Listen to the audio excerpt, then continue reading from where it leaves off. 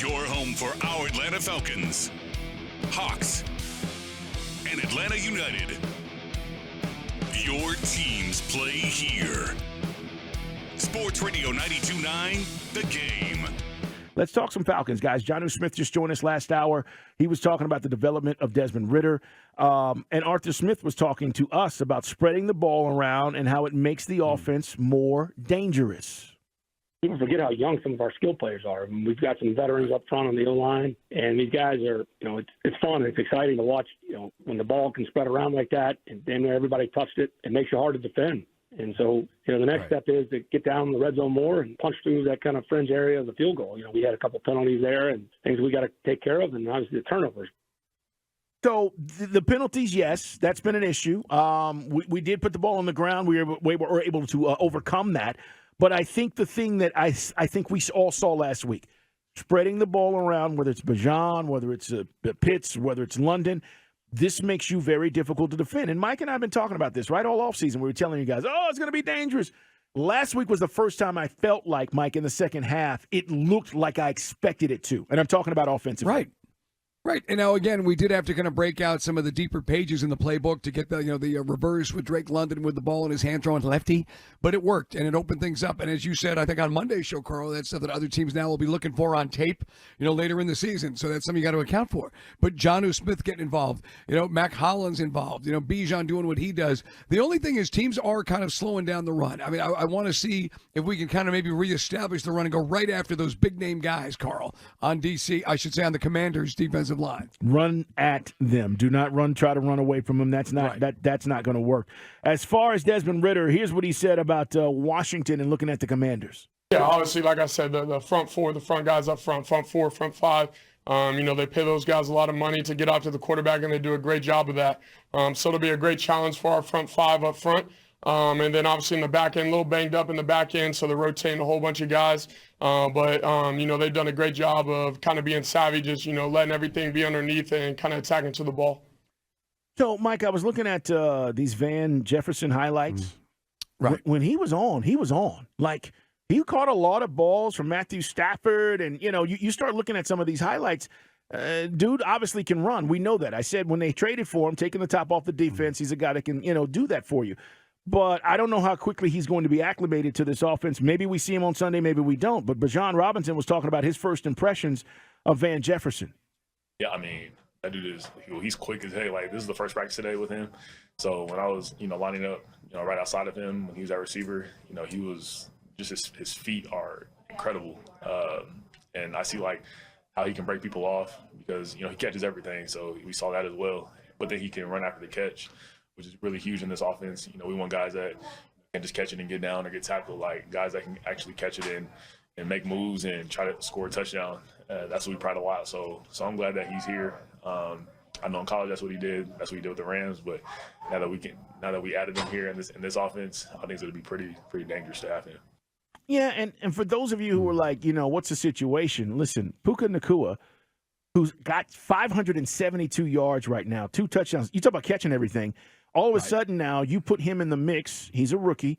And you say, all right, Van, what role is he going to have on this team? And I think especially with Cooper Kupp coming back, right? Yes, they've got some young guys, and they're performing. So it's a situation, as Coach told us yesterday, we're giving him a chance. Let's see what happens, guys. This may be a pleasant surprise with Van Jefferson, who's already proven in this league he can play. He's just got to be given another opportunity, and we're going to give it to him. Right. And again, just I don't know if McGarry is going to play. As I said to you, I was, as some guys said, a bit of a Weisenheimer. Yeah, I mean, because Storm Norton did a nice job. And I don't know if there's any correlation between Storm Norton coming down the right side and better protection from that side. But I thought every time you looked at the tape, Ridder had a pocket to step into, Carl, and throw. And for what it's worth, Commanders are 21st against the run, and 24th against the pass. So middle of the road as far as their defense. I think we can run on these guys. So let's go get it. And certainly, Carl, I'd like to see Bijan because Detroit stopped Bijan and Tyler Algier. Detroit did that. Would love to see us kind of reestablish the run game. And then opens up all the things that Ritter's talking about doing. Yeah, no doubt. It's Dukes and Bell at Sports Radio 92.9 The Game. Text us, guys, on our Solomon Brothers Diamond text line, 404-726-0929. Watch us on YouTube at 929 The Game and on Twitch at twitch.tv/ATL929 The Game. And, of course, you can find us on social media at Mike Bell, ATL. I'm at Put 'em Up, C Dukes. And this radio show is Dukes and Bell 929. Calais Campbell, Mike, and Nate Landman are setting the tone on the defense despite the fact, guys, that we only had 5 sacks. So let's discuss this for a second, Mike, because we're still not getting those sack numbers that we thought we might. But we are getting pressures and defensive stops. And Campbell is tied with Nate Landman for the most defensive stops on the team with 12. So here's the deal. We've talked about how good this defense has been, and they're getting off the field, and we talked with Art yesterday about it, and we said, hey, they're doing a really good job. And he's like, yeah. And he even mentioned, our old defensive coordinator, Dean Pease, came to the game and was like, man, these guys are flying around. But what do we have to do to get sacks? Because I will continue to say, as well as they're playing, I still need to see that number get higher.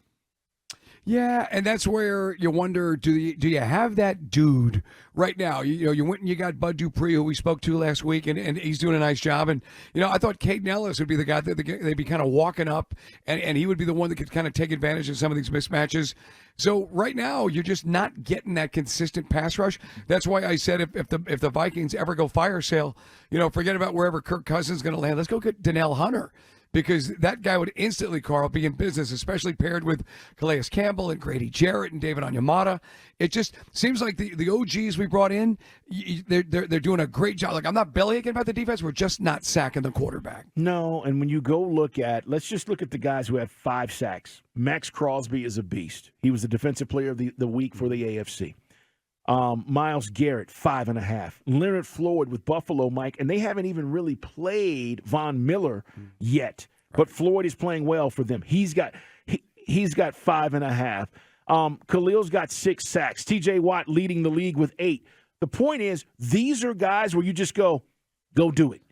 And we don't have necessarily one of these kinds of guys. But I need to mention this because coming into this week, Montez Sweat, and I've been talking about this front four, Mike, he's got 4.5 sacks on the season.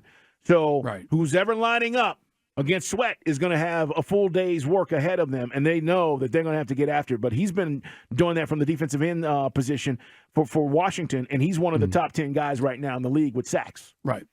Guy just hit me up. He says, you want to get rid of McGarry? Well, they do have some flexibility. The salary cap hit with McGarry, the way the contract was structured, it's not like you're going to eat you're going to eat it, Carl. If you ever did decide whether it's this year, next year, to move on from McGarry. I just never wanted to bring McGarry back because I said I don't want to have to make excuses for his pass blocking deficiencies. So I don't know how good Storm Norton would be over the course of the season run blocking, but I can tell you this, he's better going backwards than Caleb McGarry was for one game. Yeah, well, Caleb and Gary, with the money they paid him, Mike, I'm not going to say it's a huge financial investment. They invested.